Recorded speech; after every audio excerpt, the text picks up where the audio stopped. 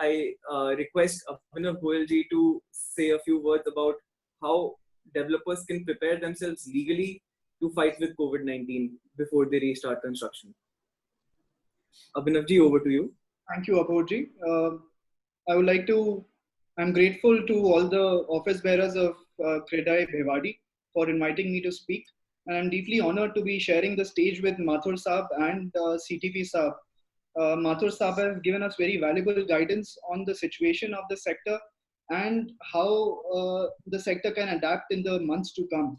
And CTV Saab has, of course, given us very valuable guidance on what all can be done by the sector in terms of decentralization and how our behavior has changed in these past few weeks due to the pandemic. Now I'll be requesting the organizers to allow me to screen share my presentation. Jain Saab, if you could. I am allowing. Just a minute. You may kindly share. Thank you. So as Jain Saab said, I will be speaking on the legal safeguards that the developers have to take during this pandemic and how the liability can be mitigated during such time. So the format of this presentation will be, I'll be answering the few frequently asked questions that are there in the minds of all the developers these days on, how the whether the construction activities can be started, whether the labor and the staff can come to their offices and site, whether the construction material can be brought to the site, whether the directors can be fastened with criminal liability, because there were certain rumors a few weeks back in newspapers regarding this. And most importantly, what can be done to protect the directors from any criminal liability. So before we get into these specific questions, we have to really understand how and what are the guidelines and orders that are being issued in these past few weeks by the different states. There are hundreds of orders that have been issued at the state, central, and the district level. So now the states and the local administration have to really work in tandem with the central government. The central government, while issuing guidelines for each lockdown, it has provided different powers to the state. The states have been allowed to further strengthen and tighten the guideline and ensure to be able to ensure that there is no increase in the number of cases in the particular state. But states have to definitely follow what is there in the central guidelines. And further, the states direct the local administration to adhere to these orders and to implement them. So good example of this would be that in this last guidelines that have come up on 1st of May from the Ministry of Home Affairs, it has been stated that from 7 p.m. to 7 a.m. there will be a complete curfew, and the local administration is supposed to enforce that. Therefore, the Rajasthan state government has, in its guidelines which were issued on the 2nd of May, have said that the local district magistrates have to further issue 144 orders, which we understand as Dhara 144 order. So now we move on to the first question, which is whether construction activities can be started during this time. Now, construction activities, whether or not they can be started, have to be understood in two areas, whether your project is in an urban area or it is in a rural area. As for the urban areas, since 15th of April, the Rajasthan government's guidelines have said that all projects which were already in place and which were under construction before the lockdown period can be continued. This means that no new projects can be started and no new labor can be brought into the site. But as for rural areas, earlier there were certain restrictions and these have been progressively relaxed by the state government.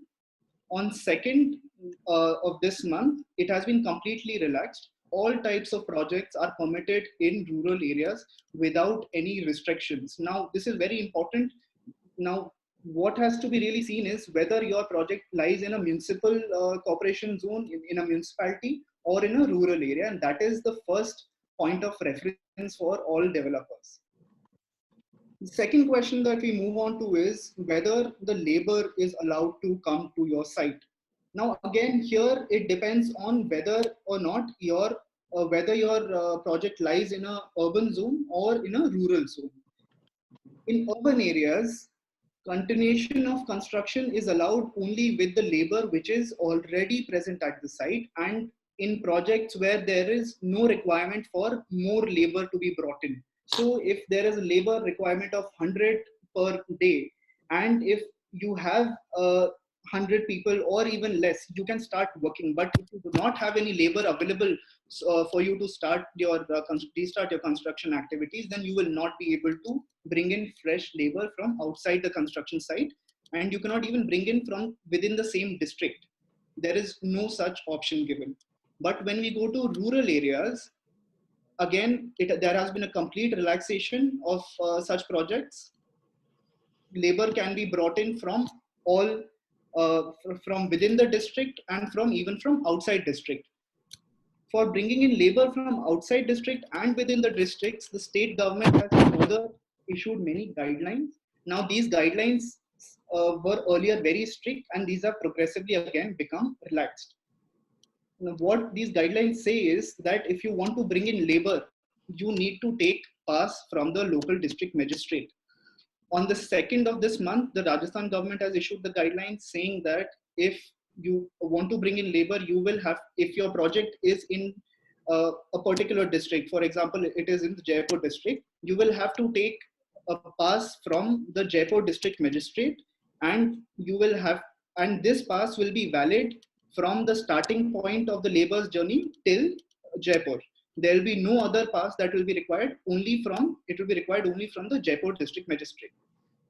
And now further clarifications have been, of course, issued on 7th of May regarding how these passes can be obtained. Now, there is a very convenient system in place in Rajasthan for obtaining these passes.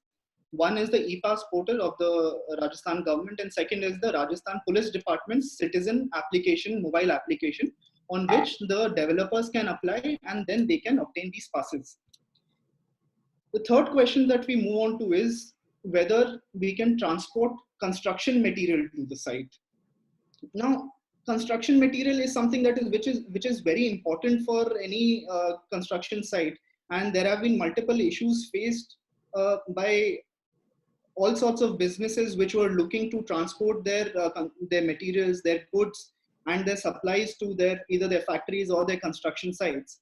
And therefore, the Ministry of Home Affairs has, since the beginning of the lockdown and since the first week of April itself, it has tried to help all businesses by consistently issuing directions to different states and police departments across the country that there should be free movement of trucks. There should be no requirement of passes imposed on any kind of trucks. And these guidelines have been issued on multiple occasions in April.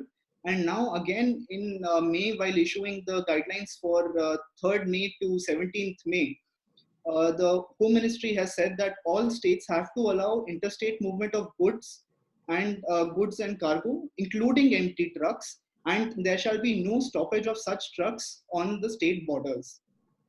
And now, of course, these guidelines, as we discussed earlier, they have to be adhered to by the Rajasthan government. And this is something that this is an exception that the state governments cannot strengthen or make stricter guidelines in this regard, because the Home Ministry has said that these have to be adhered to in toto.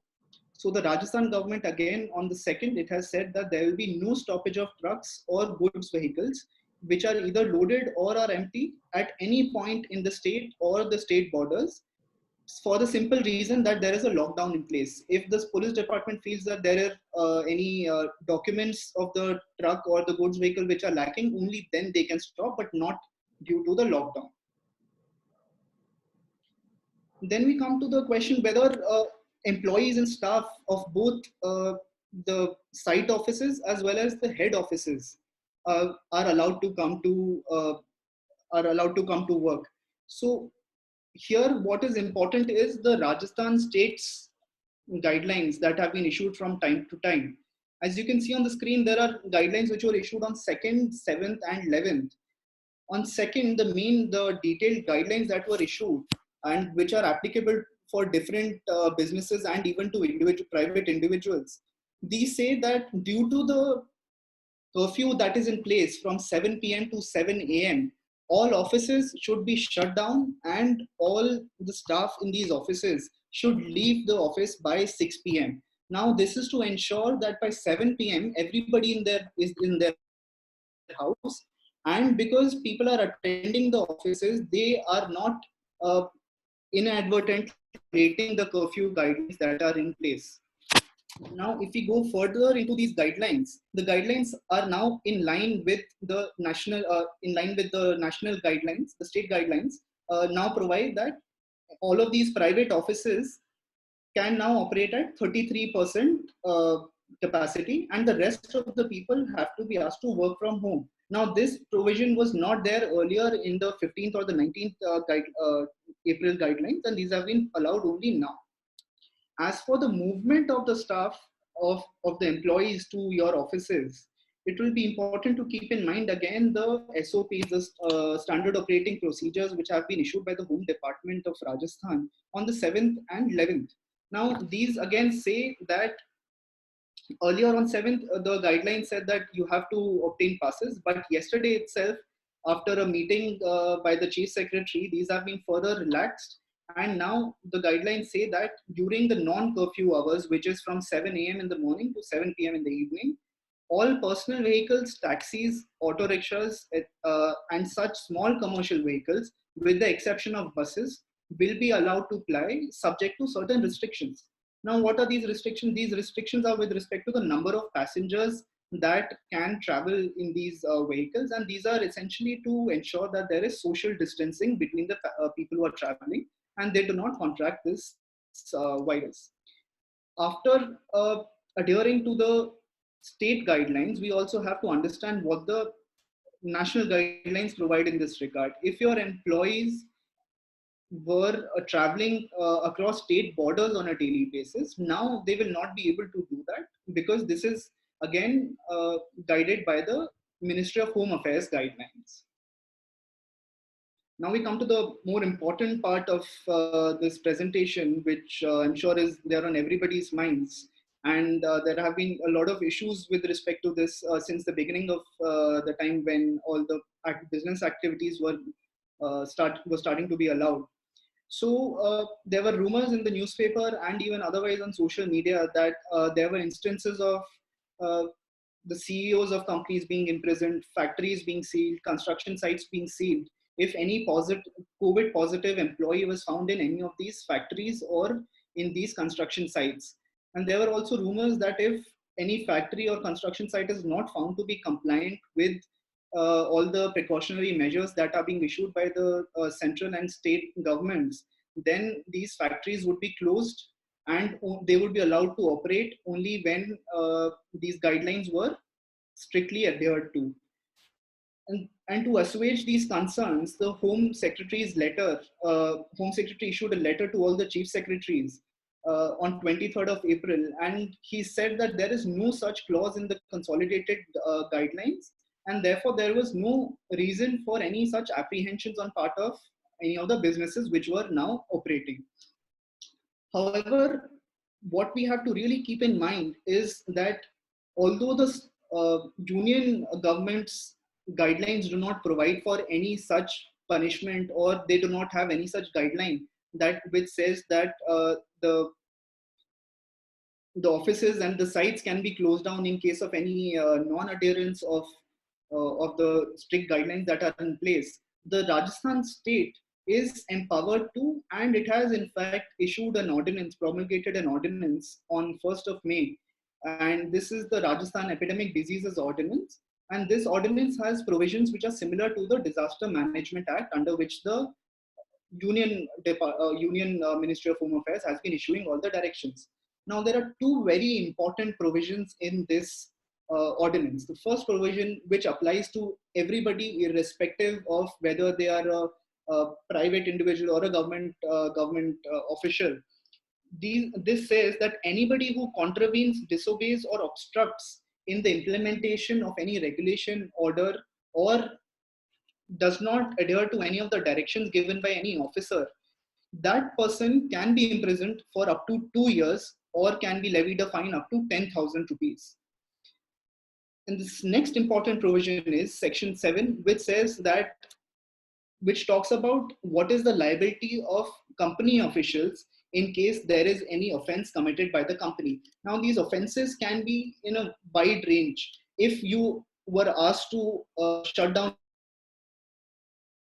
that, and because of that, one of your employees is late to his home and has been caught at probably 7:15 in the evening, and he establishes that the office was not closed at 6 p.m., then again, this will be an offense by the company. What happens in this case? All persons who are in charge of and who are responsible for the conduct of the business operations of the company, including the employees such as the directors, manager, and the secretary, will be punishable and shall be deemed guilty along with the company. The company will be fined along with the directors and the promoters. So now this can include the CEO. Although the Home Secretary's letter said that it was not there in the Home Ministry's guidelines, but now this has been incorporated as a part of the Rajasthan Ordinance. Now, this has also once again been emphasized in the guidelines. As you can see in the small snapshot that I have put in Hindi, this says that if it is found that any of the organization or any office is not complying with the guidelines that have been issued by the state, then such an office will be shut down and they will be allowed to operate only when all the guidelines are adhered to, and strict action will be taken.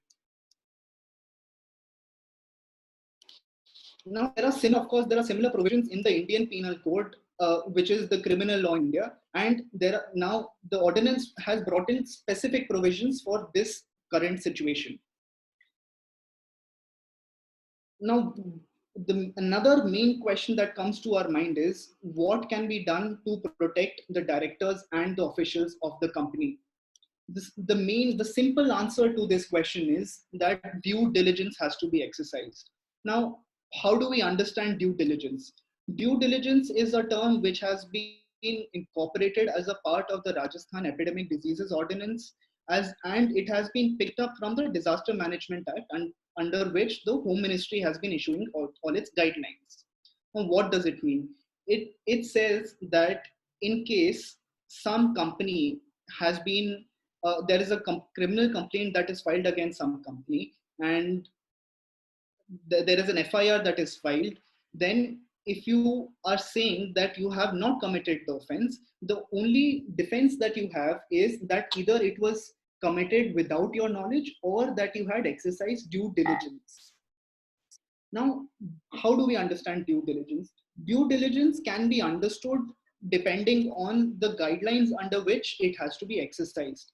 Now, in our present scenario, under this pandemic, we have to look at two documents. These two documents are the guidelines which are issued by the Home Ministry as well as the Rajasthan Home Department.